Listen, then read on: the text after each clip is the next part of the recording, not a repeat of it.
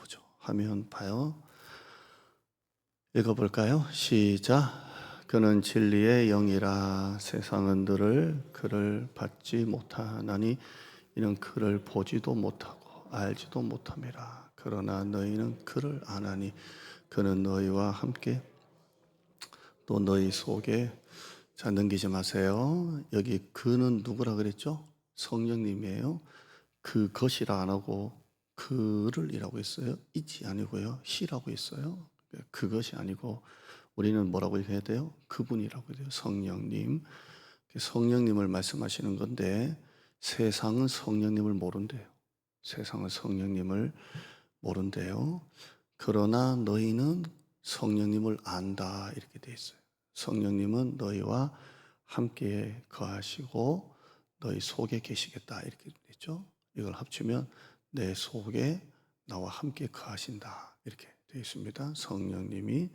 여기서 제가 좀 보려는 게 뭐냐면 세상은 성령님을 모르고 그러나 너희는 알고, 이걸 제가 보려고 그래요. 성령님은 진리의 영이시라 세상은 성령님을 받지 못했기 때문에 보지도 못하고 알지도 못하고 그러나 너희는 안다 이렇게 되어 있습니다. 그래서 예수님께서 성령에 대해서 아는 것을 세상과 제자들을 구분시킨 거예요.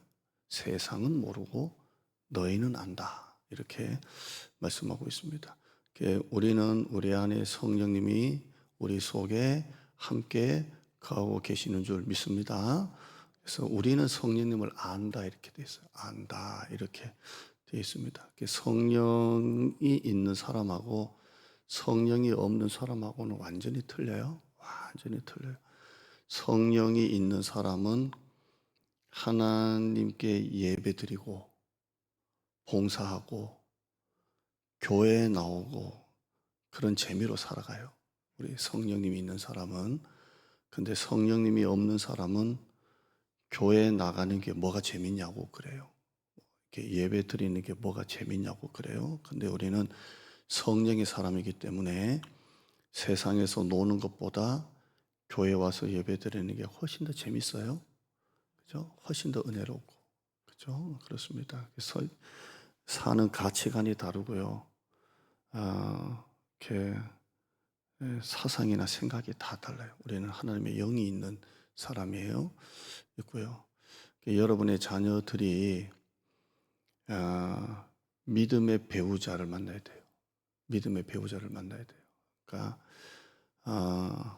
저도 우리 애들 놓고 기도하면 우리 애들 뭐 여러 번 볼 때는 하나는 목사고 하나는 교회에서 열심히 하잖아요. 그래도 못 믿겠어요. 세상이 얼마나 유혹이 강하고 센지 그러잖아요. 그래서 이 아이들도 믿음의 배우자를 만나야지. 하나님 안 믿는 여자 만났다가는 얘들 믿음도 모르는 거예요. 우리 큰애냐 뭐 100% 안 믿는 여자 만났다가는 안 되는 거고 목사가 안 믿는 여자 만났다가는 대도 안 하고. 근데 둘째도 못 믿겠어요. 왜냐하면 안 믿는 여자 만나가지고 신앙 다 뺏기고 요즘에는 남자보다 여자가 더 세다면서요. 옛날에는 남자가 교회에 가자 그러면 여자가 따라 나오고 이래야지. 근데 요즘에는 남자가 가자 그래도 여자가 안 간다 그러면 남자도 안 간다면서요. 여자 눈치 본다고. 잘 돼 간다. 근데 요즘엔 여자가 더 세대요. 네. 믿음의 배우자를 만나야 돼요. 여러분의 자녀들. 우리 제자반에서 그러더라고요. 부부끼리 남편 또 예수 잘 믿어가지고 하늘의 언어를 쓰고 싶다 그러더라고요. 그러니까 하늘의 언어라는 게 뭐냐면 서로 하나님 대화하는 거예요.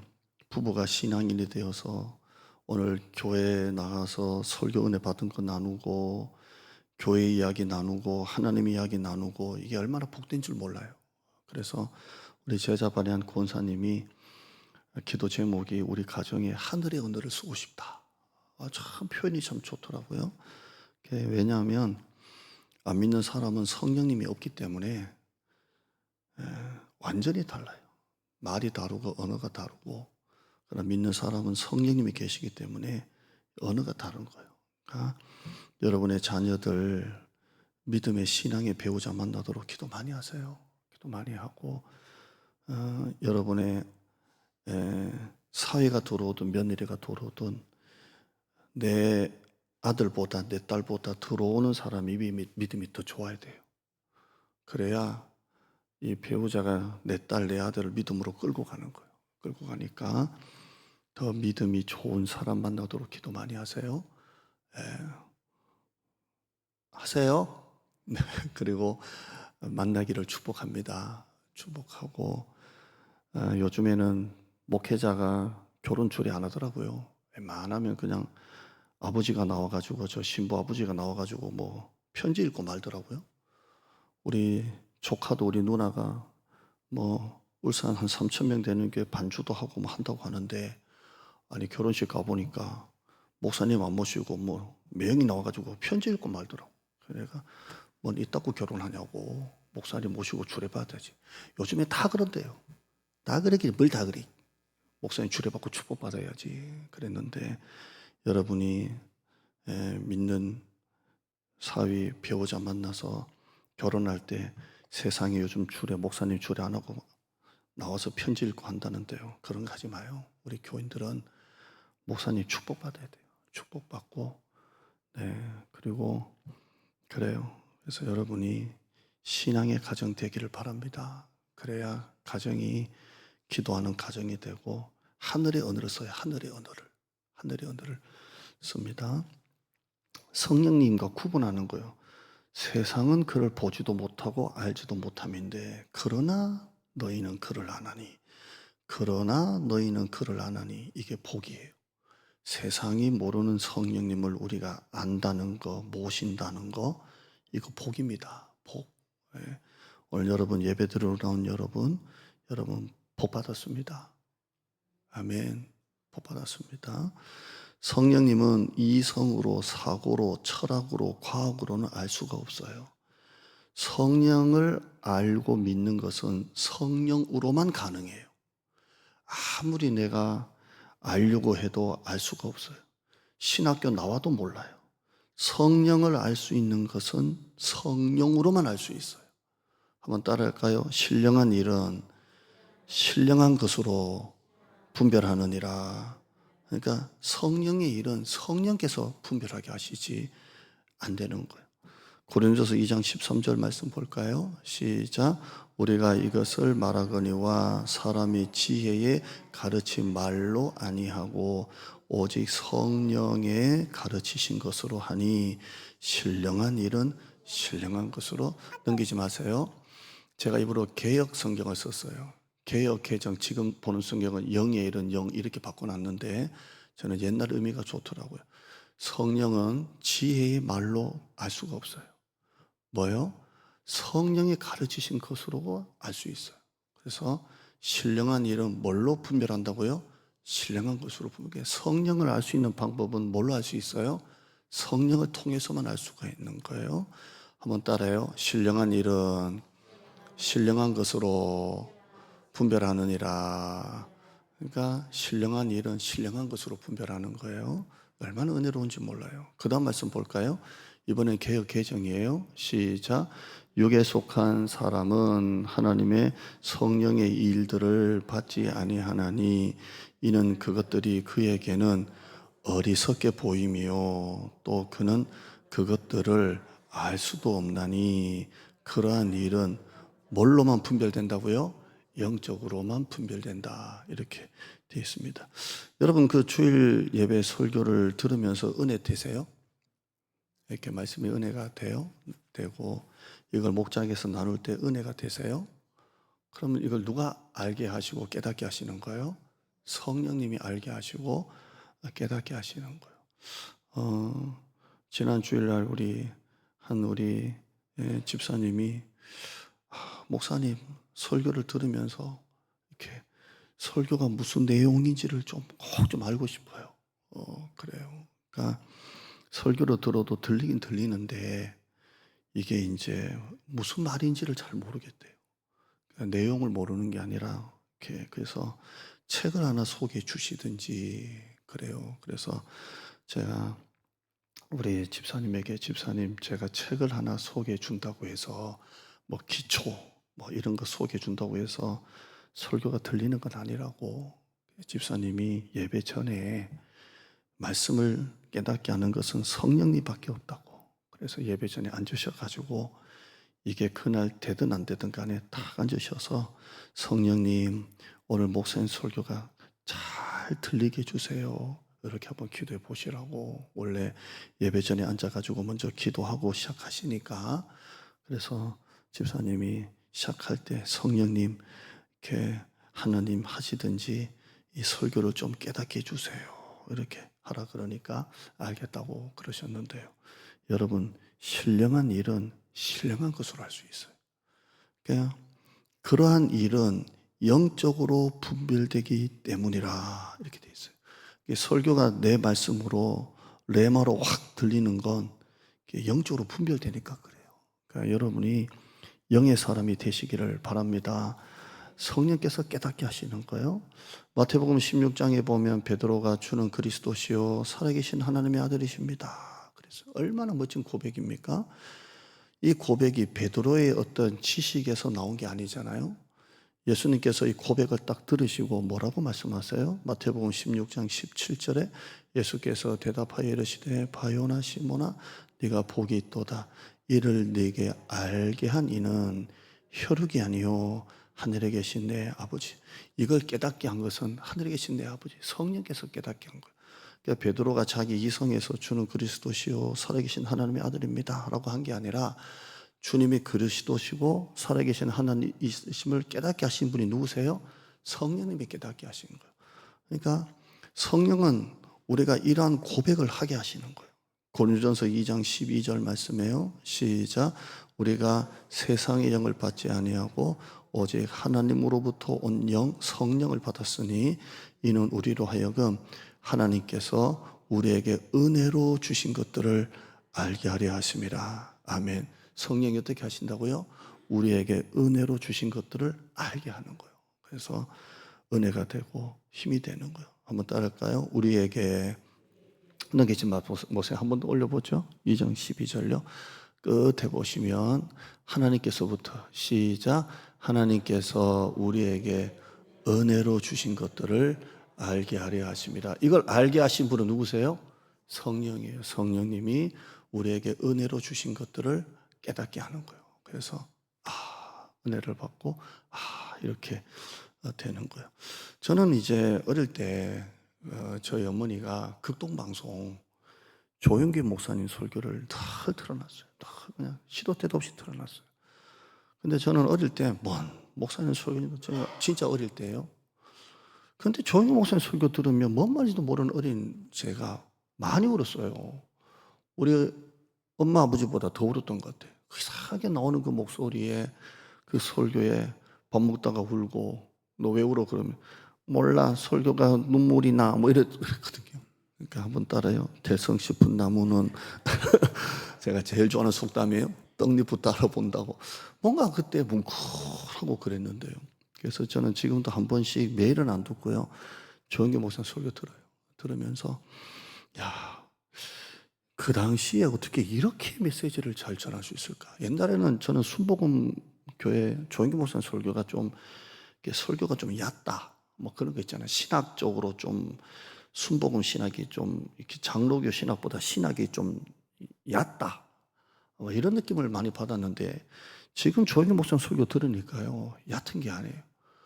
이 나이에 대해서 들어보니까 설교가 굉장히 또박또박하고 명확하고 그 안에 뭔가 이렇게 깨닫게 하는 게 있어요. 정말 이런 설교를 하셨구나. 그런데요. 여러분, 신령한 일은 신령한 것으로 분별하는 거예요.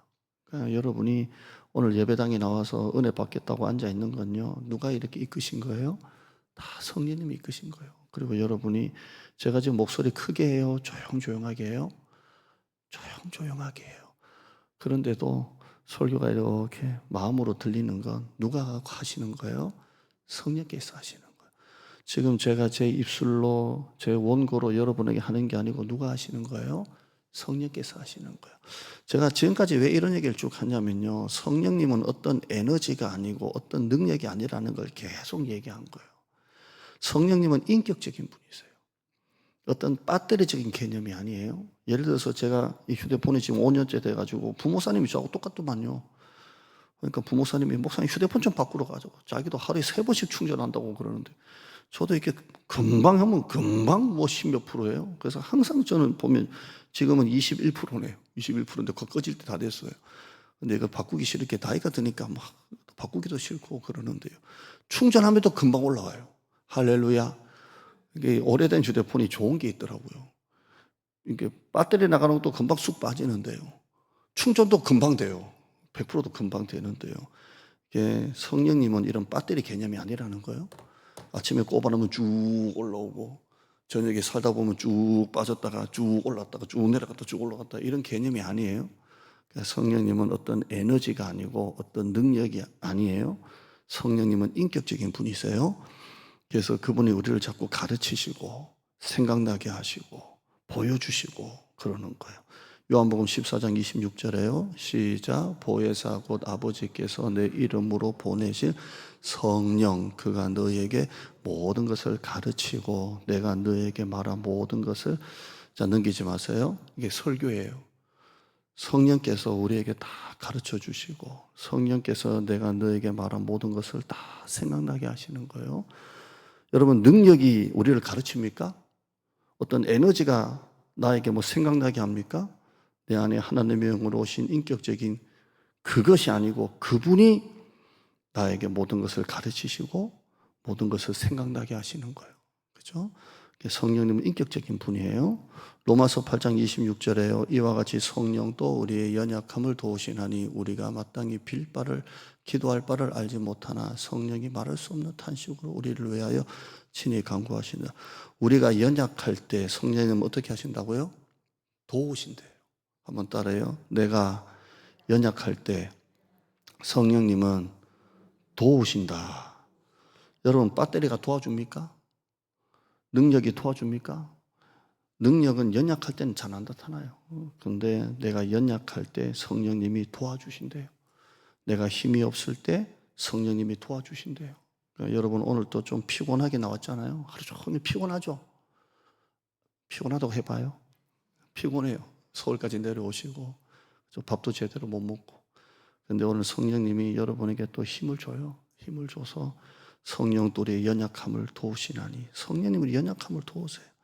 때로는 우리가 기도할 바를 알지 못할 정도로 낙심이 될 때 성령님이 말할 수 없는 탄식으로 나를 위하여 기도하고 계세요. 성령님은 인격적인 분이에요. 그래서 내가 연약할 때 성령님은 나를 도와주십니다. 그러니까 성령님이 어떤 능력이나 에너지가 아니라는 거예요. 자, 내가 죄 지을 때 성령님은 어떻게 하십니까? 에베소서 4장 30절에요. 시작. 하나님의 성령을 근심하게 하지 말라. 그 안에서 너희가 구원의 날까지. 내가 죄 지을 때 성령님은 뭐 하세요? 근심하세요. 능력이 근심해요? 에너지가 근심해요?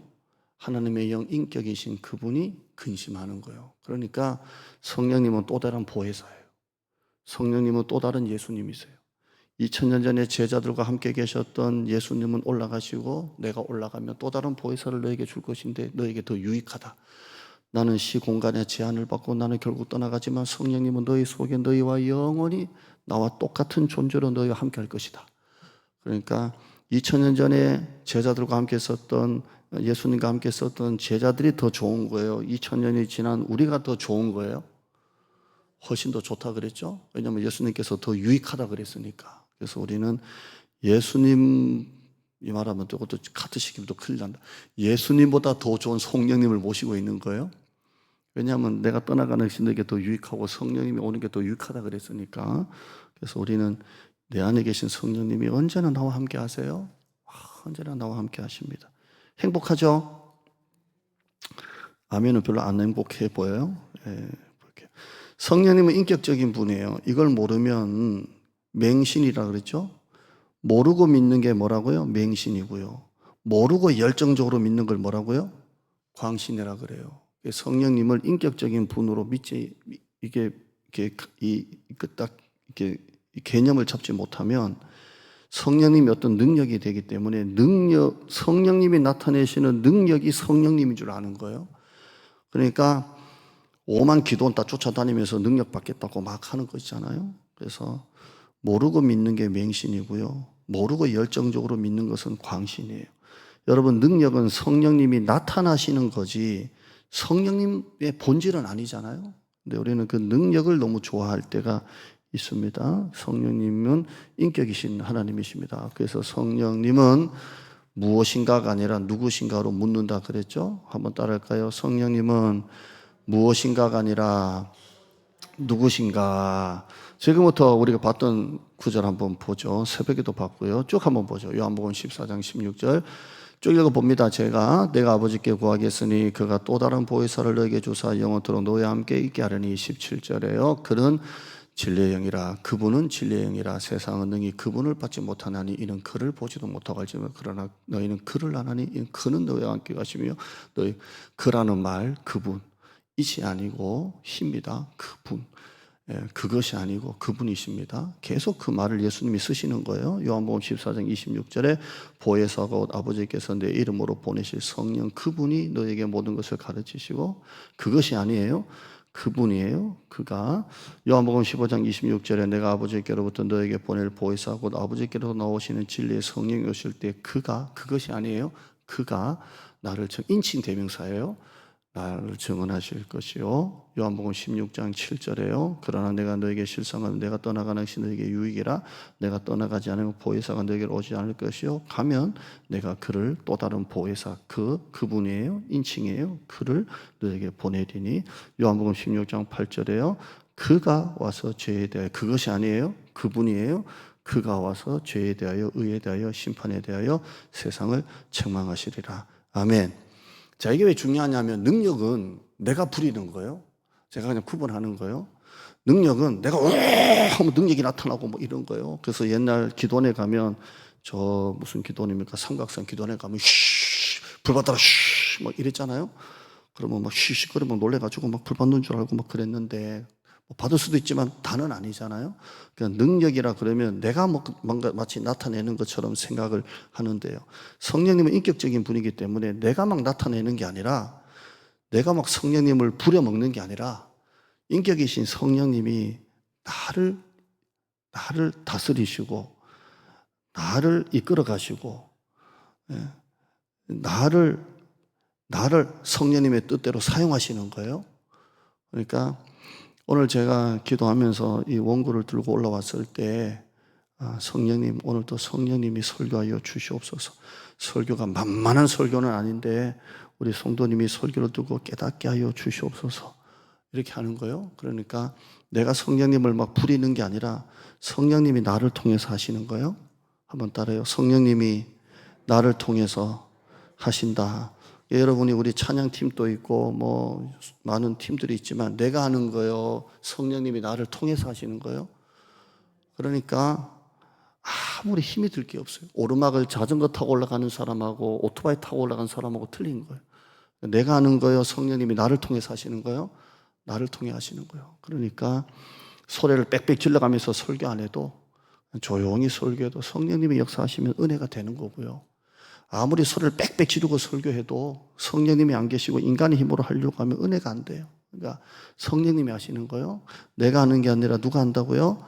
성령님이 하시는 거예요. 그러니까 내가 막 팔고도 붙이고 하겠다 한다고 되는 게 아니에요. 그냥 성령님께 다 맡기고 오늘 이 설교를 성령님이 하시옵소서. 우리 찬양팀 성령님이 하시옵소서. 이렇게 해야 사람이 많이 오든 적게 오든 거기에 따라서 막 힘이 나고 힘이 빠지고 안 해요. 왜? 성령님이 하시니까. 그러니까 행복한 거예요. 성령님이 하시는 거예요. 자, 오늘 본문 한번 몇 가지를 보려고 하는데요. 빌립이라는 집사가 나오고요. 에티오피아 내시가 나오는데요. 이 내용이 빌립이 예루살렘에 너무 핍박이 심해가지고 사마리아로 갔어요.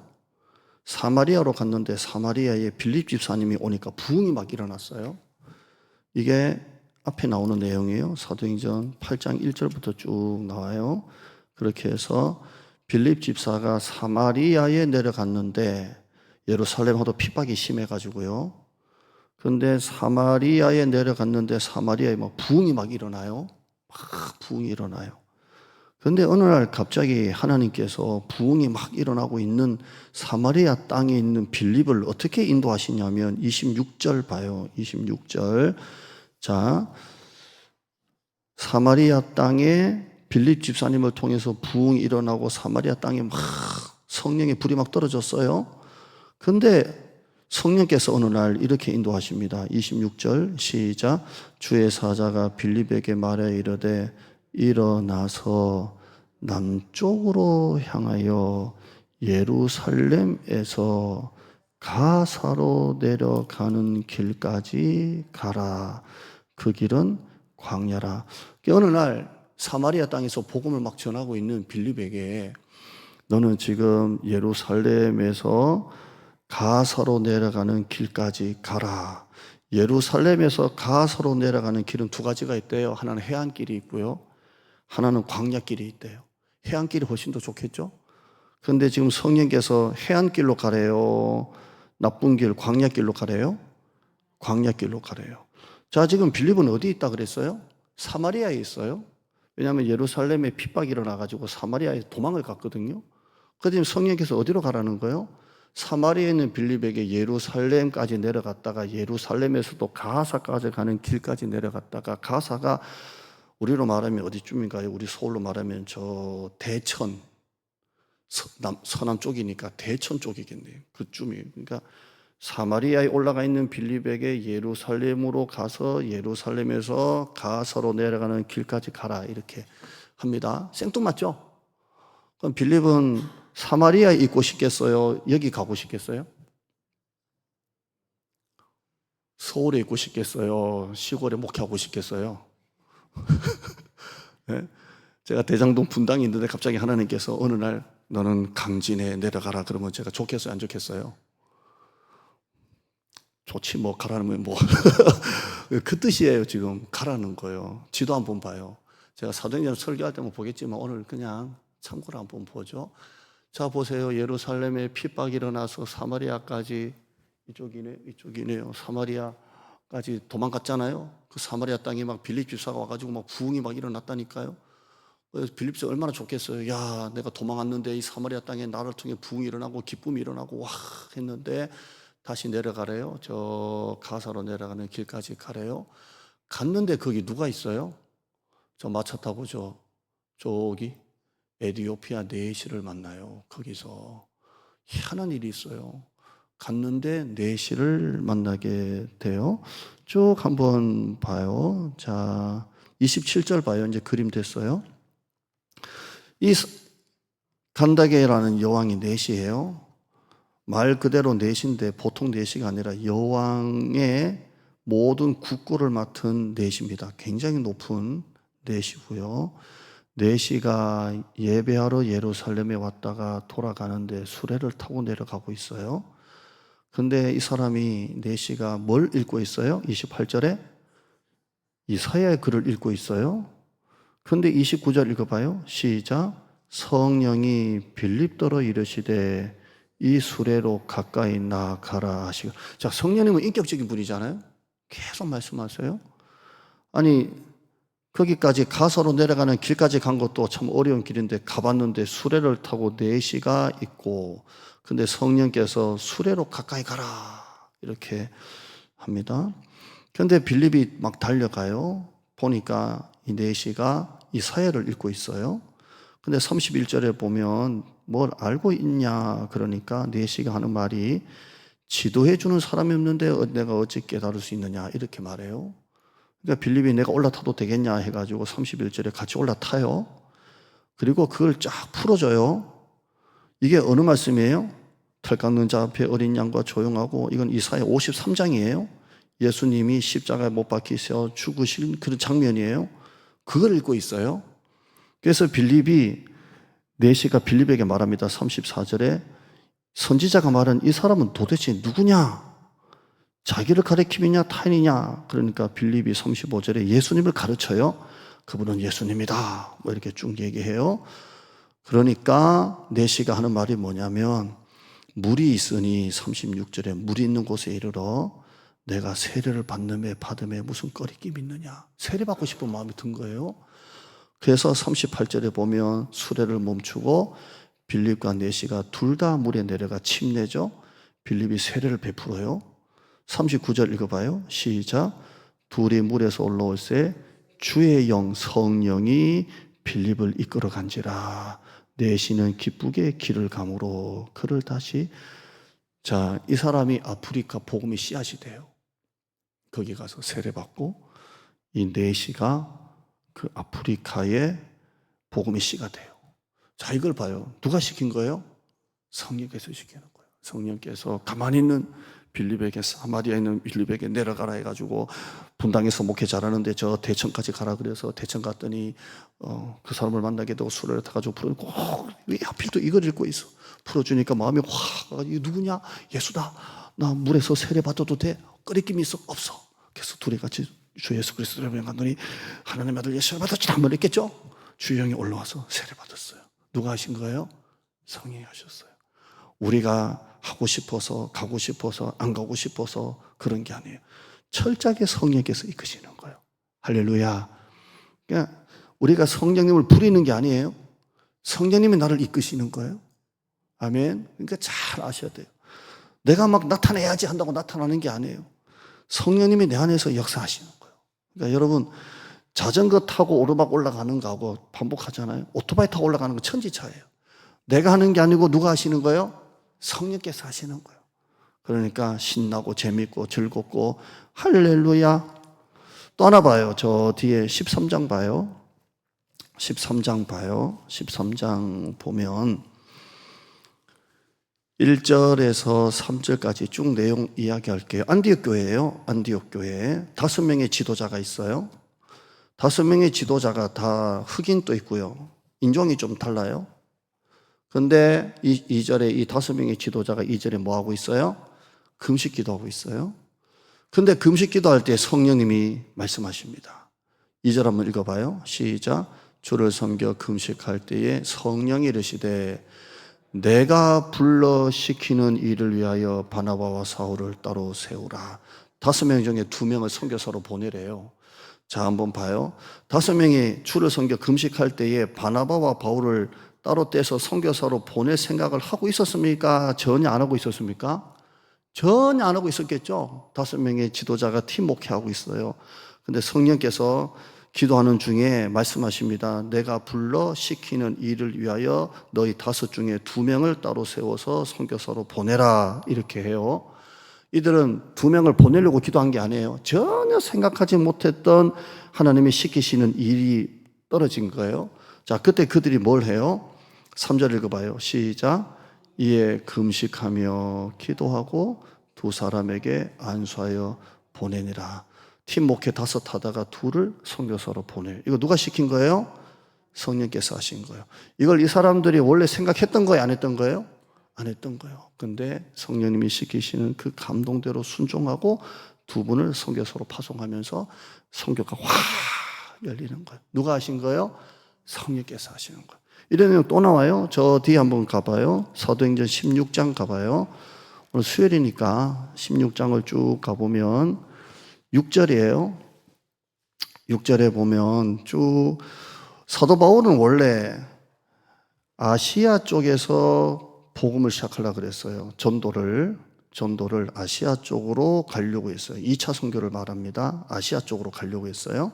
근데 6절은 아시아에서 누가 전하지 못하게 막으세요? 성령이 막으세요. 6절 읽어봐요. 시작. 성령이 아시아에서 말씀을 전하지 못하게 하시거늘 그들이 부르기아와 갈라디아 땅으로 다녀가. 이렇게 되어 있어요. 어떻게든 가려고 하는데 누가 이걸 막으세요? 성령이 자꾸 막으세요. 자꾸 막으세요. 7절 읽어봐요. 시작. 무시아 앞에 이르러 비두니아로 가고자 애쓰되 예수의 영이 허락하지 않아요. 누가 허락하지 않아요? 성령께서 허락하지 않아요. 어떻게든 가려고 해요. 이게 하나님을 위한 거라고 생각하고 어떻게든 가려고 해요. 그런데 이걸 누가 막으세요? 성령이 막으세요. 그러니까 봐요. 여러분이 하나님을 위한 거라고 하는 일이 어쩌면 성령님이 기뻐하지 않는 일일 수도 있다는 거예요. 자, 다윗이 성전 건축하려고 막 다 모아놨잖아요. 하면 돼요. 근데 하나님이 나단 선지자 통해서 막으시잖아요. 그러니까 여러분이 나는 하나님을 위한다고 하는 일들이 어쩌면 하나님의 뜻에 반대될 수도 있는 거예요. 그러니까 항상 우리는 무슨 기도를 해야 돼요? 나의 원대로 마시고 하나님의 원대로 무엇을 원하시는지 계속 물어야 되잖아요. 제가 이전 놓고 기도할 때 얼마나 기도를 많이 했겠어요? 목회를 건 거예요. 만약에 이런 것도 있잖아요. 만약에 부흥이 안 되면 목사님 사례비도 줄 수 없다. 그럴 수도 있잖아요. 다 건 거예요. 왜냐하면 서울 온 성도님 안 따라오고 새 가정이 안 오면 교회는 목사님 사례까지 줄 수 없는 형편까지 갈 수 있잖아요. 이게 얼마나 두려운 말인 줄 알아요? 단지 사례를 못 받아서 힘들게 산다는 게 아니라 실패잖아요, 사실. 그런데 백날 기도하는 거예요, 이거 가지고. 야망인지 비전인지 백날 기도하는 거예요. 그리고 하나님 인도하심대로 이 땅을 하나님 주셨고 계속 이렇게 좋은 분들과 함께 신앙생활 할 수 있다는 게 너무 감사해요. 아멘. 그러니까 여러분, 예수의 영이 허락하면 안 되는 것도 되게 돼 있고요. 가기 싫어도 하나님이 가게 만드시고요. 내가 아무리 또 애쓰고 힘써도 예수의 영이 허락하지면 안 되는 거예요. 그죠? 안 되는 거예요. 그래서 사도 바울이 계속 안 돼요. 9절 봐요. 시작. 밤에 환상이 바울에게 보이니 마게도냐 사람 하나가 그리스예요. 하나가 서서 그에게 청하여 이르되 그리스로 와서 우리를 도우라. 이게 유럽이에요. 유럽의 첫성. 도와라. 10절 읽어봐요. 시작. 바울이 그 환상을 보았을 때 우리가 곧 마게도냐로 떠나기를 힘쓰니 이는 하나님이 저 사람들에게 복음을 전하라고 우리를 부르신 줄로 인정함이라. 그제야 사도 바울은 깨닫는 거예요. 아, 성령께서 이쪽으로 이끄시는구나. 그래서 사도 바울이 아시아 쪽으로 가려다가 턴했던 자리가 그리스예요. 그리고 네아폴리 이렇게 해가지고 복음을 전하는 그런 장면이 나옵니다. 여러분, 성령님이 지금 여러분에게 말씀을 하고 계십니다. 사무엘상 2장 30절에 나를 존중히 여기는 자를 내가 존중히 여긴다라고 말씀합니다. 여러분이 성령님을 존중히 여기면 성령님이 여러분을 존중히 여기세요. 무슨 말이냐면 여러분이 성령님의 말씀에 음성에 순종하고 종이 하겠습니다라고 하면 성령님도 여러분을 존중히 여기신대요. 반면에 나를 멸시하는 자는 내가 그를 경멸한다 그랬어요. 여러분이 성령님을 무시하고 여러분의 뜻대로 생각대로 이성대로 마음대로 살면 성령님을 경멸히 여기신대요. 그래서 우리는 항상 성령님이 시키시는 일 앞에 순종하고 복종하고 감동 주시는 대로 그게 물질이든 헌신이든 시간이든 하나님 앞에 드리는 거예요. 아멘. 때로는 하나님께서 네가 해라라고 감동이 오면 하나님 이건 내 몫인 줄 알고 하는 거예요. 왜냐하면 성령께서 시키시는 거기 때문에. 한번 따라할까요? 나를 존중히 여기는 자를 내가 존중히 여기고 나를 멸시하는 자를 내가 경멸하리라. 저는 이걸 성령께 적용을 하는 겁니다. 우리가 성령님을 존중히 여기면 성령도 나를 존중히 여기세요. 성령께 순종하는 자를 성령님이 높여주시는 거예요. 아멘. 그래서 항상 그렇게 하는 거예요. 우리가 지금 선교 답사 가는 것도 사실 제일 처음에 가신다는 분이 5명 딱 왔을 때 그만둬야 되겠다. 성지순례도 지원자가 없고 선교 답사도 지원자가 없고 우리 교회는 이거 잘 안 되는구나 했는데 이게 감동이 그치지가 않아요. 선교 답사는 하나님의 어떤 감동이 자꾸 와요. 그래서 쉽게 주보에다가 성지순례처럼 선교 답사 없습니다 라고 딱 타이핑 쳐서 부모사님들 주려고 하면 지워라. 이게 잘 감동이 안 돼요. 그리고 결국 우리는 지금 이제 9월 7일 날 가는 거예요. 여러분 이런 일 하나하나가 여러분 어떻게 받아들이실지 모르겠지만 전부 다 하나님 앞에 기도하면서 하는 거예요. 이걸 하느냐 마느냐도 성령께서 인도하시는 거예요. 자, 질문 한번 보죠. 화면 한번 볼까요? 나는 평소에 성령님의 음성이나 인도하심을 어떻게 느끼나요? 느끼고 계십니까? 하나님과 늘 교통하고 계십니까? 하나님의 음성을 듣고 인도하심을 듣고 오늘도 여러분 예배 자리에 나온 거 저는 몸이 힘들고 지친데도 성령께서 이 예배 자리로 인도하신 거예요. 아멘. 이번에 시작. 최근에 성령님의 감동이나 인도를 내가 무시하거나 외면했던 게 안 해요. 성령 안 해요. 안 해요. 못해. 안 돼. 못 가요. 못해. 세 번째, 성령님의 인도하심에 내가 힘들어도 불가능해도 순종했을 때 어떤 변화가 열매가 있었나요? 이래서 하나님께서 이렇게 하셨구나. 사도 바울이 그랬던 것처럼 이래서 이랬구나. 나에게 이런 은혜를 주시려고 이런 복을 주시려고 그랬구나. 현재 내 삶에서 순종을 요구하신 영역이 있습니까? 어떤 관계 용서해라, 용서해라. 아니면 어떤 재정 네가 드려라, 시간, 헌신 이런 부분 네가 해라. 어떤 영역이 있었습니까? 또 했을 때 어떤 변화가 있었나요? 그 다음에요. 왜 나는 주저합니까? 왜 미룹니까? 두려움, 사람의 시선, 실패한다 두려움, 반대에 대한 비판과 공격 있죠. 항상 영적 지도자나 모든 지도자는 이 비판과 공격이 있습니다. 책임을 져야 되니까. 안 되면 어떡할 거예요? 이런 말들을 얼마나 많이 듣지 아세요? 두려움이 있어요. 핑계거리, 바쁘다, 자격이 부족하다. 아, 목사님 내년에 할게요. 난 안 돼요, 안 돼. 내년에 부족해요. 나중에 할게요. 이렇게. 다음에 갈게요. 여러분 선교답사 다음 없어요. 자, 6번째 시작. 내가 순종했을 때 하나님께서 어떻게 역사하셨는가? 그 경험이 내 믿음을 어떻게 성장시켰는가? 그 다음 봐요. 마지막 보시죠. 마지막 시작. 성령님은 지금 나에게 어떤 순종을 주고 계십니까? 오늘 지금 내가 성령님의 인도하심에 순종해야 될 한 가지는 무엇입니까? 목사님이 띄웠죠? 붙여버려요. 핑계와 오래 미룬 순종의 걸음을 떼라고 했습니다. 이게 무슨 말이냐면 내가 핑계대고 계속 오랫동안 미루고 있는 그 순종의 첫걸음을 떼시고 순종의 길로 들어서라 이 말입니다. 마지막 보시죠.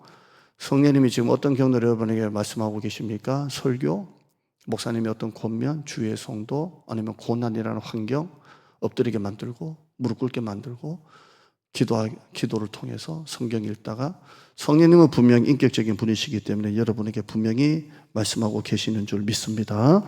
기도해요. 눈을 감으시죠. 자, 지금 우리 중에 성령님의 감동을 듣고 있지 못한 분은 단 한 명도 없습니다.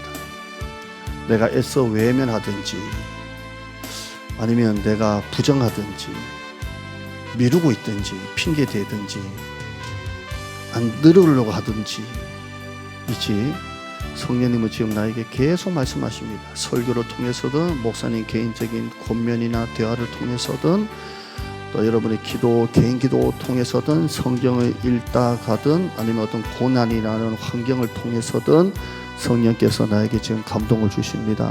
회개하라, 사랑하라, 기도해라, 예배 드려라, 하나님께 물질을 드려라, 네가 섬겨라, 네가 해라, 여러 가지 감동을 주십니다. 여러분 성령님께 순종하세요. 성령님은 인격적인 분이세요. 여러분이 막 부릴 수 있는 분이 아니에요. 성령의 다스림을 받으세요. 왜 나는 주저합니까? 미루고 있습니까? 사람의 시선, 실패에 대한 두려움, 반대에 대한 비판과 공격, 바쁘다, 자격 부족, 나중에, 다음에. 여러분 순종했을 때 그 경험이 여러분의 믿음을 성장시켜요. 순종했을 때 그 경험이 여러분의 믿음을 성장시켜요. 야, 이래서 이렇구나. 이래서 이렇게 하셨구나. 이 알게 되는 게 간증이에요. 그게 막 쌓이고 나면 그게 마일리지가 돼가지고 신앙이 큰 사람이 돼요. 기도하면 돼. 이런 말 한마디가 내공에서 나오는 거예요. 기도하면 돼. 하나님이 하셔. 이런 말 한마디가 그냥 나오는 게 아니에요. 수많은 순종할 수 없는 것을 순종했을 때 경험된 것이 기도하면 돼. 하나님이 하셔. 걱정하지 마. 이렇게 되는 거예요. 저도 이전 할 때 얼마나 많이 걱정했던 게 많겠습니까? 주위에서 목사님 됩니다. 하면 됩니다라는 분이 많았겠어요. 걱정하는 분이 많았겠어요. 어쩌면 목회 성공과 실패가 걸려있고 이전 목회 8년의 성공과 실패가 여기에 달려있다고 할 수 있는데 한 번 실패하면 그냥 내리막길이잖아요.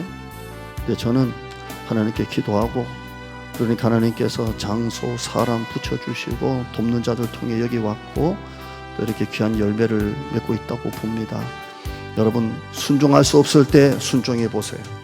하나님이 어떻게 일하시는지, 어떻게 여러분의 믿음이 커지는지. 그래서 여러분들도 남들한테 기도하면 돼. 하나님이 하셔. 순종할 수 없을 때 한번 해봐. 하나님이 도와주셔. 이런 말 한마디가 내공에서 나오는 거예요. 여러분 오늘 이 말씀 듣고 기도합시다. 성령님 말씀하시고 순종하겠습니다. 같이 기도하겠습니다.